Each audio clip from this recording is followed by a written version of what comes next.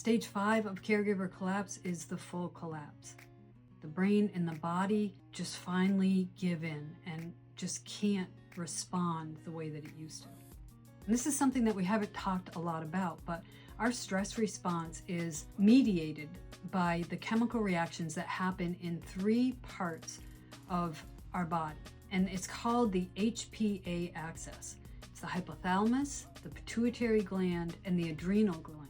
And in a healthy system, that HPA axis turns on when stress happens and turns off when stress is done.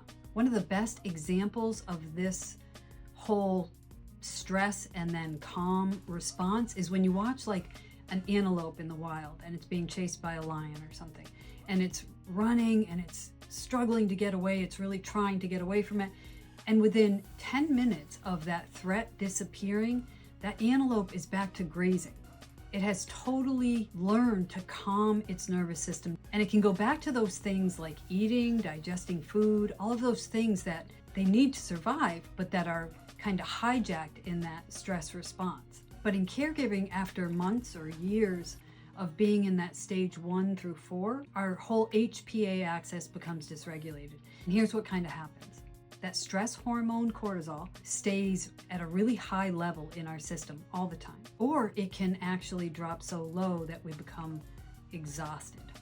And at the same time, the inflammatory markers that are found in our blood rise. And those inflammatory markers are related to heart disease, diabetes, autoimmune issues, chronic pain, and even cognitive decline. And our immune system weakens, so your body's not able to fight illness as easily. You might catch colds really easily, you stay sick longer, you might not bounce back as easily as you used to, and all of that leads to a physiological burnout. Your system just can't keep up with it anymore. And the research is really strong.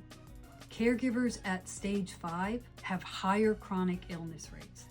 They have higher hospitalization rates and even higher mortality rates than non-caregivers of the same age. And once you do hit stage 5, your system can't correct itself without some sort of intervention. My purpose in making these videos about the stages of caregiver collapse are to help you as a caregiver to understand the process that we go through as caregivers, and to maybe help you to understand that you can intervene in any of these stages. You don't have to wait to get to stage 5.